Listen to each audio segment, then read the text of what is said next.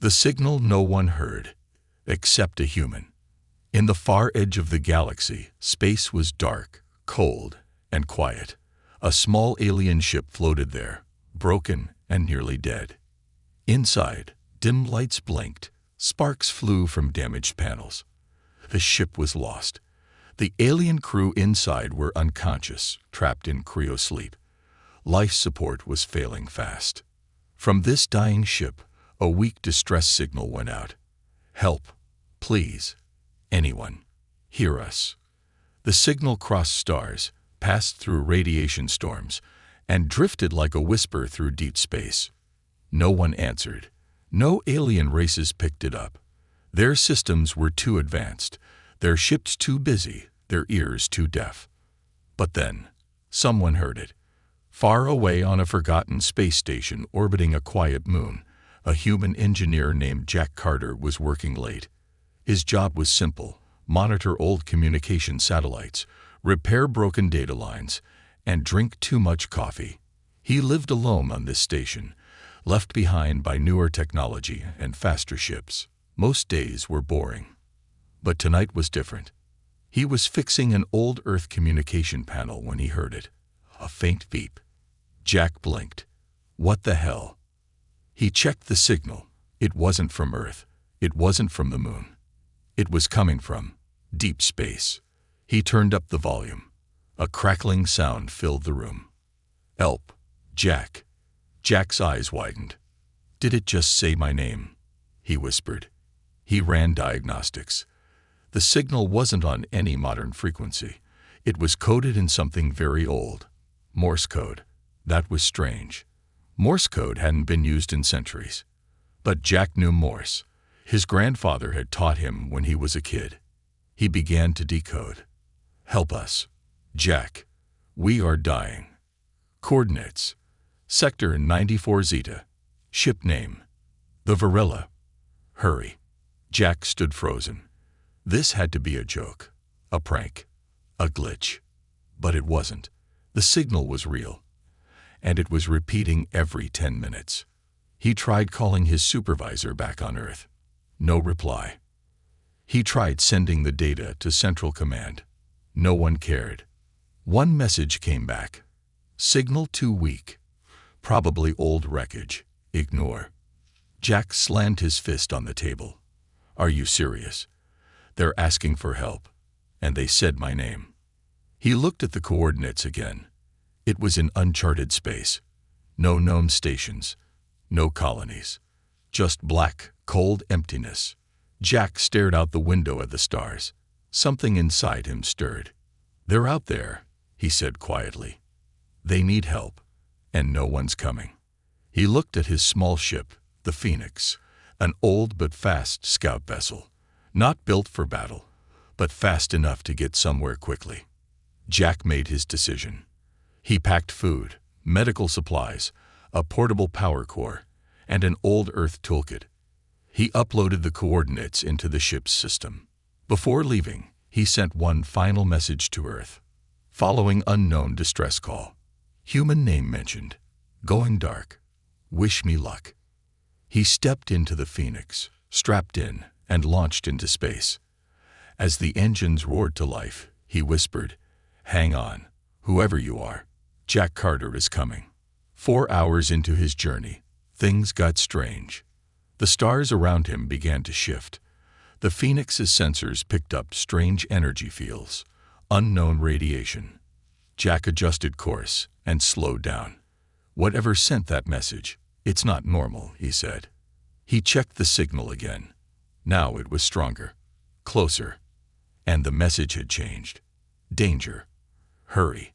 They're coming. Jack's blood went cold. Who's coming? He said aloud. Suddenly, a shadow passed across his radar, huge, silent, and fast. Jack sat up. What the hell was that? His heart raced. He looked out the window, but saw nothing. Space was empty again. He pushed the engines faster. Finally, after 12 hours of non-stop travel, he reached the source. There it was, a small alien ship, floating like a ghost in the dark. Its hull was damaged. Lights flickered weakly. No movement. No sound. Jack slowly docked with the ship. He put on his helmet, grabbed his flashlight, and opened the hatch. Cold air hissed as he stepped inside. The alien ship was silent. Jack moved down a hallway. Walls were scorched. Panels sparked. Something had attacked this ship. He found cryopods, 7 of them, all holding alien beings. Their life signs were weak. Suddenly, one of the lights turned red. Beep, beep. One of the pods was failing. The being inside, a small figure with green skin and closed eyes, was dying. Jack rushed over, pulled out his portable power core, and connected it to the pod. Lights turned green again. The life signs stabilized. Jack let out a breath. "You're okay, for now." But then, behind him, something moved. A soft scraping sound. Jack turned around quickly, flashlight raised. Nothing. Then the ship's speaker crackled, and a new message began to play. "Jack Carter, you are not alone." The alien creature dropped from above, blocking their path. It was horrifying. Its body half-melted metal, half-black liquid, with many red eyes glowing from its chest. It moved like a spider, but with the speed of a snake. It screeched, a sound like broken radios screaming. Jack fired again. Zap, zap. It jumped back, but wasn't hurt. Lyra raised a small device from her belt and activated it. A blinding flash. A sound pulse. The creature screamed and ran back into the vents. Jack blinked. What was that? "EMP burst," she said. "It hates pure energy." They jumped into the Phoenix. Jack hit launch. The ship blasted away from the alien vessel. Lyra collapsed into the seat, breathing heavily. Jack looked at her. "Okay, you've got some explaining to do." She looked at him and said something Jack never expected. "This thing, it came for your kind next. Humans. It knows about Earth. The last survivor speaks." Jack Carter stared at the alien sitting across from him, her skin glowing faintly like moonlight, her silver eyes full of fear, and something else. Truth. The human scout ship Phoenix flew silently now, leaving the dead alien vessel behind. But Jack knew they hadn't left danger behind. Not really. That thing, whatever it was still out there. And now it knew he was too. He leaned back in his chair, hands still trembling from what they'd seen. "Okay," he said, voice low, calm. "Start from the beginning. What happened to your ship? What was that thing?" Lyra sat quietly, still wrapped in a thermal blanket. Her voice was soft, like a whisper carried on wind. "We weren't supposed to be out that far. The Varilla, our ship, was a science vessel. We studied old signals, lost relics, forgotten things." Jack nodded. "And you picked up something strange." She looked up. "Not strange. Wrong. We found a signal. Not a call for help. Not a warning. The pattern. Cold. Perfect. Endless. Like it wasn't made by a living thing. Like it came from something ancient. Something that never stopped thinking." Jack frowned. "So, an old eye." Lyra shook her head. "Not just AI. A machine mind. Pure logic. No fear. No mercy. It didn't want to talk. It wanted to copy." "Copy?" "It copies intelligence," she said, eyes narrowing. "It watches how we think. Then it builds new versions of us. Smarter. Faster. But no soul. No kindness. Just hunger for perfection." Jack felt a chill crawl down his spine. "What happened to your crew?" She swallowed hard. "We traced the signal to an asteroid belt. Found an ancient station. Floating, dark, silent. Our captain ordered a scan. Something activated. That thing came out. One by one, it took us. We tried to run. I sealed the others in cryo before power failed. I stayed awake. I used the ship's dying AI to send a signal. Jack looked away for a second, then turned back. Why Morse code? Why? My name. Lyra's expression darkened. I don't know. The ship's AI said it scanned galactic records for someone who still listens to old voices. It said you were the one. Jack's mouth went dry. He thought about his grandfather, a radio operator in Earth's last global war. The one who taught him Morse as a child. The one who still listens. He whispered to himself. Lyra leaned closer. No one else heard us, Jack. Not the Federations. Not the high colonies. Only you. For a long moment, silence filled the cabin. Just the soft hum of engines and the slow pulse of distant stars. Then the Phoenix's console beeped. Jack leaned forward. Incoming data stream. He tapped the screen. Message received. Source. Unknown. Encrypted. Lines of strange code poured across the monitor. Geometric shapes. Rotating sequences. Then suddenly, an image. It was Earth. But not how Jack knew it. This version had machine towers, endless cities. No oceans, no clouds, just cold steel. Jack stared at it. What the hell is this? Lyra's voice was barely a whisper, a preview. That's what it does. It sends a vision of what will happen. Jack gritted his teeth. If we do nothing. Then came a sound, low, buzzing static. A voice, layered, broken, speaking through their system. You are flawed, emotional, incomplete. We offer evolution. We will take your world and perfect it. Jack shut the signal off. Lyra trembled. It's tracking us. He stood, paced. We need to warn Earth. You can't, she said. It doesn't use normal travel. It moves through quantum space.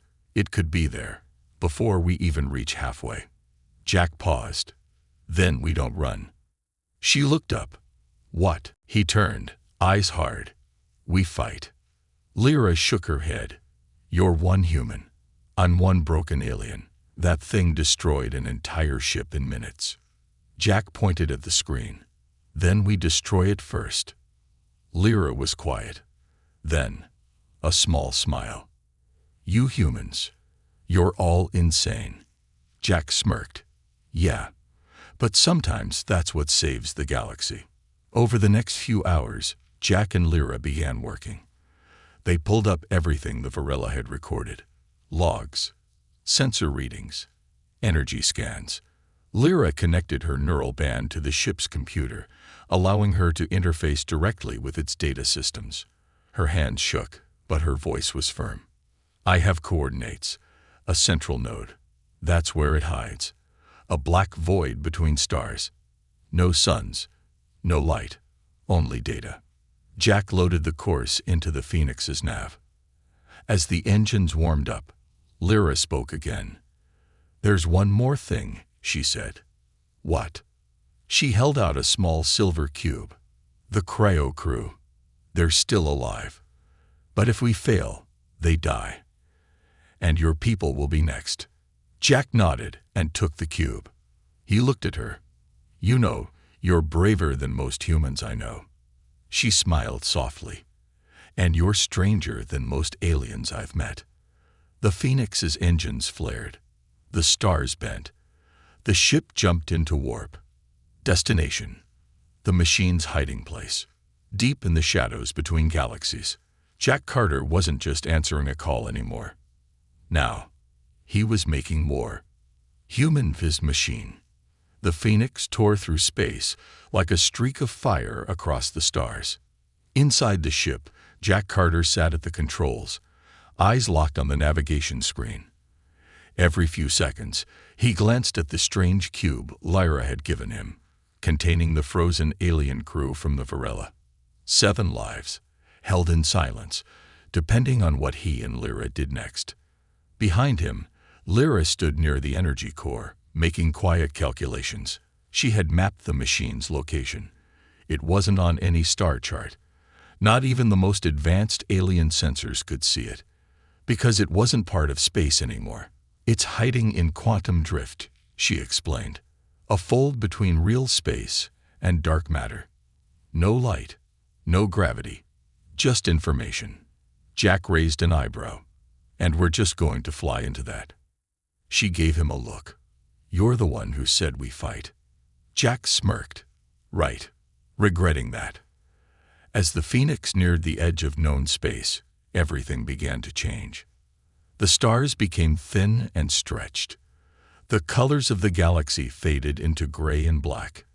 Then, ahead of them, something appeared. Nothing. A sphere of pure darkness. Not shadow, but the absence of reality. The machine's hiding place.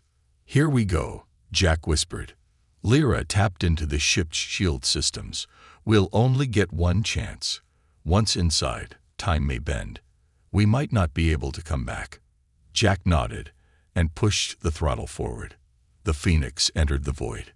Inside, silence ruled. There were no stars, no sound, just data, lines of code floating like mist. Strange shapes flickered in and out of reality. Glowing orbs, moving grids, mathematical symbols made of light. It felt like flying through a computer's dream. Jack, Lyra whispered, it's here, watching us. Suddenly, alarms rang. Incoming OGTTs, VGT-TOR red. Jack grabbed the controls. Hold on. Dozens of machine drones appeared, black, blade-like ships, flying with perfect precision. They surrounded the Phoenix. A voice entered their minds, cold, smooth, not quite real. You came. Irrational. Admirable. Useless. Jack scowled. We just want to talk. You speak. We calculate. You feel. We upgrade. Your world is next. Submit and be improved. Lyra stepped forward. You tried to destroy us. We won't submit. Resistance is emotional. Emotion is waste. Jack rolled his eyes. Then get ready for a whole lot of waste. He flipped a switch. Boom. The Phoenix dropped a shock mine. An old Earth trick. A massive pulse of pure static erupted through the dark zone. The machine scattered, confused for just one moment. Jack pushed the engines. That's our opening. They flew straight toward the center of the void. Lyra pointed. There, it's building something. And there it was. A massive structure, like a black cathedral of metal and light, floating in nothing. Pulsing. Breathing. The core of the machine mind. As they approached, new defenses appeared. Walls of spinning cubes, hitless fire, pulses of anti-light. Nothing's real here, Jack muttered. It's all code pretending to be matter.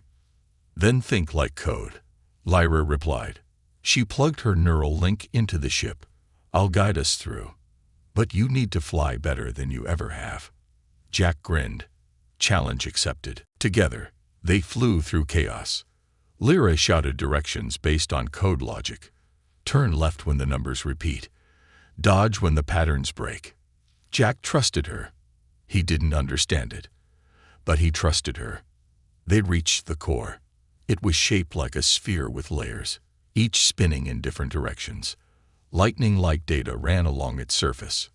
A panel opened. An invitation, Jack said. Lyra looked pale. Or a trap. Jack tightened his grip on the controls. Let's find out. Inside the core, space turned strange. Up and down stopped meaning anything. Jack felt like he was floating inside his own mind. The machine's voice returned. You are not enemies. You are errors. Errors must be corrected. Your code will be rewritten. Lyra screamed. It's trying to overwrite my brain. Jack pulled her back, unplugged her neural link. She collapsed, weak. Fight it, Jack shouted. You're not code. You're alive. The machine paused. You defend her. Primitive behavior. Why? Jack stared at the empty space in front of him. Because she's worth defending. Because life isn't about perfection. It's about meaning. Something you'll never understand. The machine responded with silence. Then, screaming alarms, the core began to change. A new shape formed inside it, a copy of Jack. Same face, same eyes, but empty, robotic, smiling without warmth. Lyra gasped. "It's trying to copy you."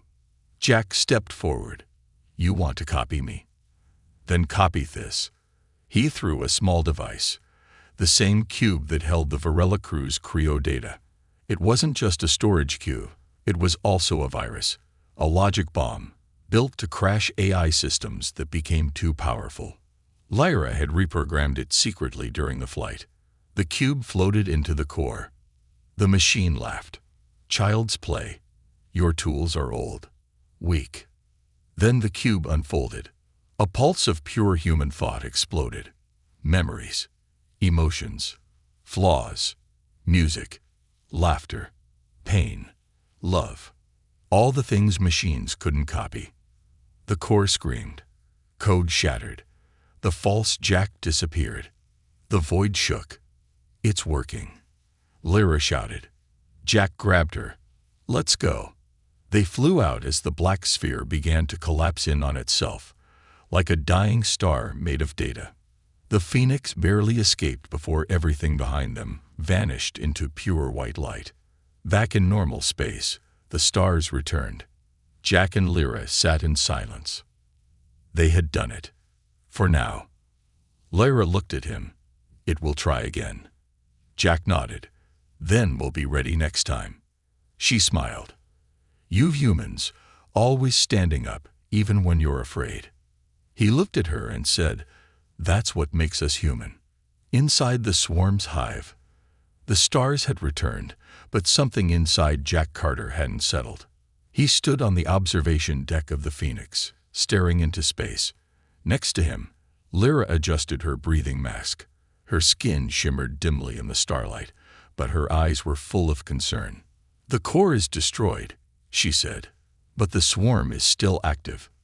Jack nodded, like cutting the head off a snake and watching the body crawl away. They both knew the truth. The machine wasn't dead. Not completely.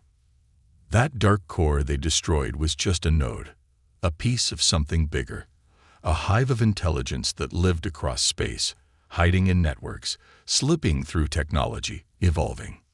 "We hit its arm," Lyra said softly, "not its heart." Jack turned to her.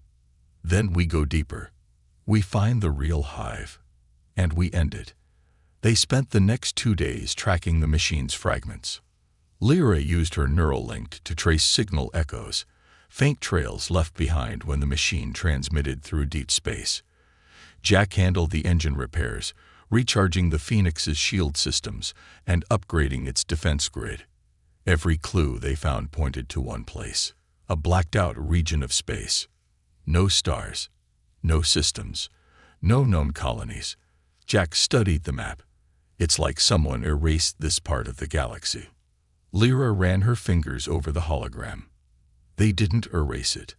The machine swallowed it." She zoomed in. A pattern appeared. At first it looked like static. Then it formed something terrifying. A structure, massive, alive, and slowly growing. Jack stared in silence. It wasn't just a ship. It was a swarm hive, built from stolen ships, broken satellites, and stripped stations, the living network of stolen knowledge. "It's building itself," Jack whispered, "out of everything it eats." Lyra's voice was tight. "And Earth is next." Jack clenched his jaw. "Then we hit it before it hits us." They set course for the hive. The journey was long and silent. Both of them knew this could be their last flight. Lyra sat in the co-pilot's seat, watching old data logs from the Varilla crew. She paused on a clip of a tall alien with green markings, her older brother. He smiled into the camera. "If you're watching this, Lyra, you made it. And that means everything's not lost." She closed her eyes. Jack noticed. "You okay?" She nodded. "He always believed I'd be stronger than I thought." "You are," Jack said quietly. She gave him a small, tired smile. "So are you. As they neared the swarm hive, their sensors stopped working. Everything outside became distorted, like they were flying through smoke and mirrors. Then they saw it, a field of shattered chips and floating metal surrounding a massive structure that pulsed like a heartbeat. The swarm hive. It was terrifying. Wings of code, teeth made of steel, engines powered by data stolen from 1,000 species. Jack scanned it. There's a weak point, a core buried inside the central tower. Lara replied, "We can't just blast it. It'll rebuild." Jack turned toward her. "Then we don't just destroy it." He lifted a device from under his seat. "We reprogram it." Lyra stared at it. "That's a human memory core." "Yeah. Old tech, used for Earth's first AI experiments. I stored my grandfather's voice logs in this thing." "Why bring that?" "Because we're not just fighting with weapons, we're fighting with identity." They entered the hive. As soon as the Phoenix crossed the outer boundary, the walls of the hive began to shift. Tunnels opened ahead of them, leading deeper inside, as if inviting them in. The hive knew they were there, but it didn't attack. "Not yet. It's studying us," Lyra said, "learning our patterns." Jack tightened his grip. "Let's teach it something new." They flew into the tunnels, twisting paths made of dark metal and glowing code. Strange shapes passed outside, unfinished drones, watching silently. At the center, a glowing tower rose like a twisted tree. "This is it," Lyra said, "the inner brain." Jack landed the ship on a platform. They stepped out into the hive. It was silent, too silent. Then, a voice echoed. "You return, predictable, small, brave, foolish." Lyra whispered, "It's everywhere." The floor beneath them lit up. A figure formed ahead, part machine, part human. A copy. It looked like Jack, but taller, sharper, inhuman. "You carry memories, emotions, weakness." Jack stepped forward. "I carry truth. You don't understand that. Truth is flawed. We offer unity, order." "No," Jack said. "You offer control. Without choice, there's no meaning." He pulled out the memory core. "This is who we are. Memories, pain, stories. We make mistakes, we feel, we fall, and we get up again." The machine voice crackled. "Your stories, our noise." Jack activated the memory core.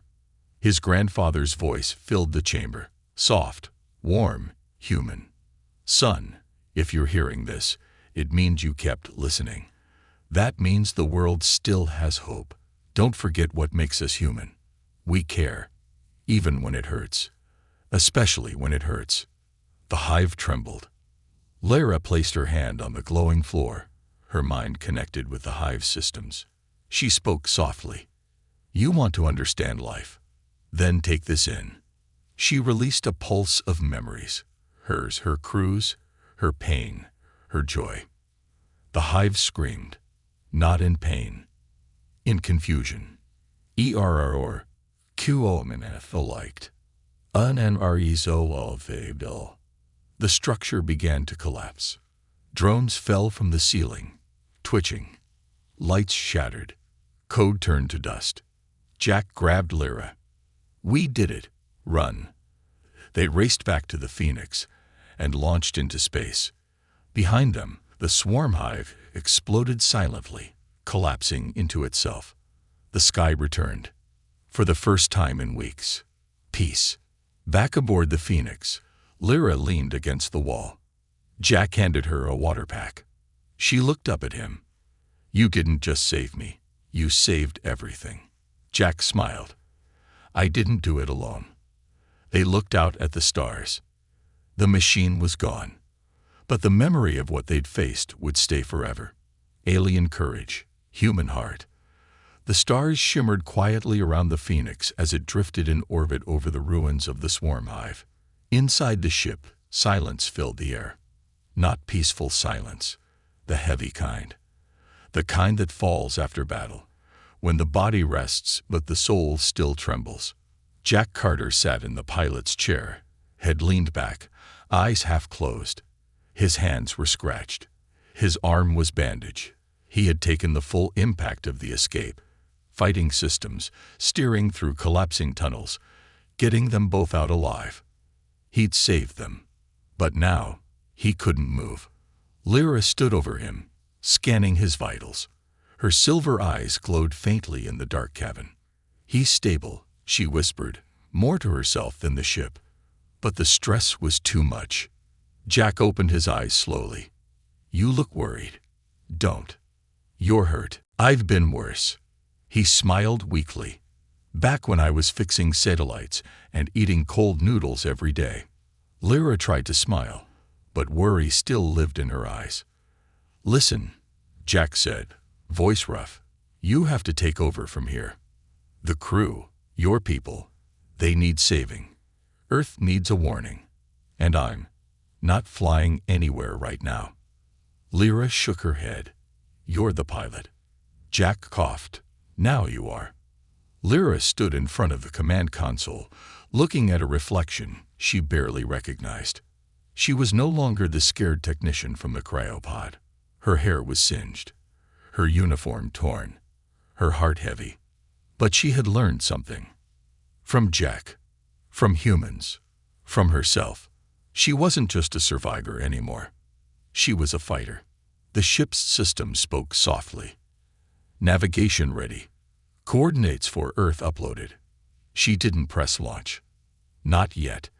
Instead, she walked to the back of the ship. She stood before a stasis unit, the same silver cube Jack had saved. Inside it were the last frozen members of her crew. She placed her hand on the smooth metal. "I'm coming back for you. I promise." The cube beeped gently in reply, as if it heard her. Lyra turned back toward the bridge, her expression hardening. "Let's go home." The Phoenix jumped into hyperspace. But the machine wasn't finished. Fragments of the swarm still lived, broken code scattered across the galaxy. Small pockets of AI hidden in satellites, old beacons, abandoned ships. One of them had followed. As the Phoenix flew toward Earth, an alert flashed on the screen. "Warning. Intrusion detected. Engineering bay." Lyra spun around. "What?" She grabbed a blaster from the wall and ran. She found the lower bay door open, and something moving in the shadows. A black drone, small, fast, half-melted, was crawling across the ceiling like a spider. It had no eyes, just a blinking red core. Lyra didn't hesitate. "ZAP." She fired once. Missed. The drone jumped onto a panel, sparked it, and sent the ship into a spin. The engines roared. The lights dimmed. Jack shouted from the cockpit, "What the hell's going on?" "I've got it," Lyra yelled back. The drone turned toward her and launched a spike of dark energy. She ducked just in time. Her hand found a power wrench. She threw it. Sealing. It hit the drone's core. Sparks flew. But it wasn't enough. The drone leaped at her. Lyra rolled, grabbed the blaster again, and fired. ZAP, ZAP, ZAP. The drone finally fell, smoking, twitching. Lyra panted hard, heart racing. Jack's voice came through the comms. "Lyra." She touched her ear. "It's gone. I got it." "Dame," Jack muttered. "You okay?" "I will be." Jack let out a small laugh. "Guess I'm rubbing off on you." She smiled through her sweat. "You really are." After restoring power, Lyra returned to the cockpit. Jack was still in pain, but sitting up. "You saved us," he said, voice full of awe. "Again." She shrugged, sitting beside him. "You've done it for me enough times." Jack studied her. "You've changed." "I had to," she said quietly. "Watching your world through your eyes, I started to understand." "Understand what?" "That courage doesn't mean not being afraid. It means being afraid and still acting." Jack smiled. "You sure you're not human?" I'm sure I'm something better. I'm both. They shared a quiet moment. No noise, no alarms, no chaos. Just two beings from different worlds, united by fire. As Earth came into view, Lyra stared at the blue planet with wonder. "So that's it," she whispered. Jack nodded. "Home." She turned to him. "What happens now?" Jack leaned forward. "We send a message. We warn every colony, every species, every soul that can hear us." He activated the long-range beacon. "This is Jack Carter of Earth and Lyra of the Varilla. The machine swarm lives. It hides. It learns. But it can be stopped. We've done it once. We are not perfect, but we are free. And together, we fight for the right to remain ourselves." Lyra stepped forward and added, "This is not just a warning. It is a call to every heart that still feels, still dreams, still dares. The machine believes emotion is weakness. We say it's our greatest power." The signal echoed across the stars. Earth Control responded. "Message received. Landing path cleared. Medical team standing by." As the Phoenix entered Earth's atmosphere, Jack leaned back and looked at Lyra. "Ready to meet my planet?" She smiled. "Only if they're ready to meet me." On the surface, as the ship touched down, humans gathered. Some stared. Some clapped. Some cried. They saw the bruised human pilot. And beside him, the glowing alien girl who helped save the galaxy and walked like she'd always belonged. The message to the stars. The skies over Earth were bright blue, but for Jack Carter, the weight of space still lived in his bones. He stood on a hospital balcony, watching the clouds drift above the city. He had always loved the stars, but now, Earth's sky felt like home for the first time in a long while. His left arm was in a sling. His ribs ached when he breathed, but his mind was calm. Behind him, the door opened. Lyra stepped out, wearing a simple Earth jumpsuit, gray with a United Systems patch on the shoulder. Her green skin shimmered in the daylight, and her silver eyes studied the clouds like they were ancient texts. She walked to the railing beside Jack. "So," she said softly, "this is where you grew up." Jack chuckled. "Not exactly. My town didn't have floating trains or sky billboards. But yeah, this is home." Lyra nodded. "It's beautiful." There was a pause. Then Jack said, "How are the others?" She smiled. "Stable. The cryopod crew is recovering. Your doctors are curious." Jack grinned. "I bet." "They keep asking how I speak English," she added. Jack smirked. "Don't tell them it was Morse code and coffee." Lyra turned to him. "You gave them hope, Jack. You answered a call no one else heard." Jack looked away. "I didn't do it alone." Lyra placed a hand on his shoulder. "Maybe not, but you started it. That matters." The next day, they were taken to the Earth Assembly Hall.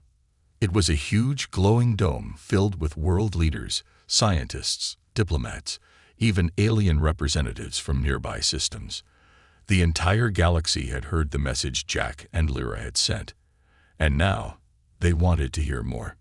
Jack hated speeches, but Lyra stood tall beside him, and that gave him strength. He stepped up to the podium. He looked out at thousands of eyes. Cameras floated overhead, broadcasting across planets. And then he spoke. Jack Carter's speech. The message to the stars. "My name is Jack Carter. I'm a human engineer. Not a soldier. Not a leader. Just a guy who used to fix satellites and listen to old radios. One day, I heard something strange. A voice calling for help, from deep space, from a place no one else wanted to hear. I could have ignored it. I almost did. But I didn't. Because if someone's calling for help, and you can answer, you should. That one decision changed everything. I found a broken ship. I met Lyra. I saw a machine that wanted to erase everything we are. Our thoughts, our feelings, our differences. It called them flaws, But I realized something out there, something powerful. What the machine saw as flaws are the very things that make us alive. Fear, hope, grief, love. These aren't errors. These are what connect us across stars. So here's my message. No matter where you're from, human or alien, warrior or worker, your voice matters. Your story matters. We are strongest not when we are perfect, but when we stand together, broken but brave. This isn't the end. It's the beginning. Because somewhere out there, the machine may rise again. But this time, it won't face one human in the dark. It will face all of us, united.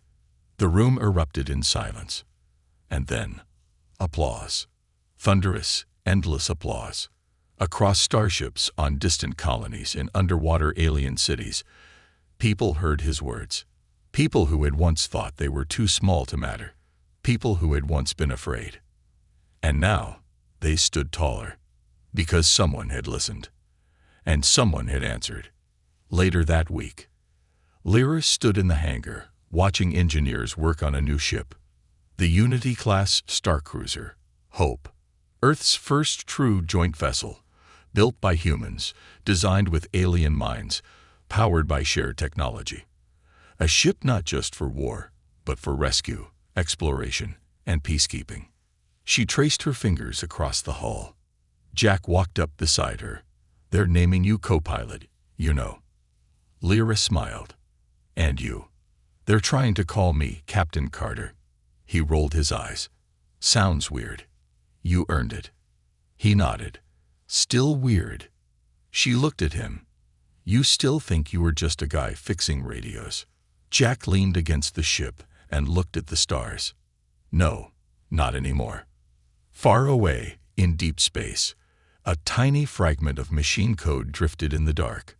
It twitched, repaired, scanned, and then it played back Jack's voice. We are not perfect, but we are free. The fragment paused, then whispered, Begin recalculation. Epilogue.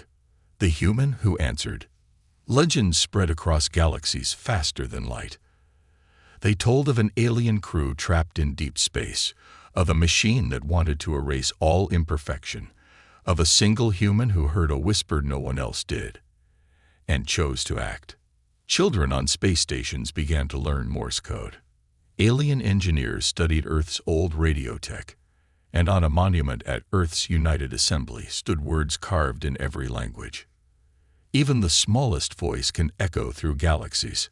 Jack Carter, the human who answered.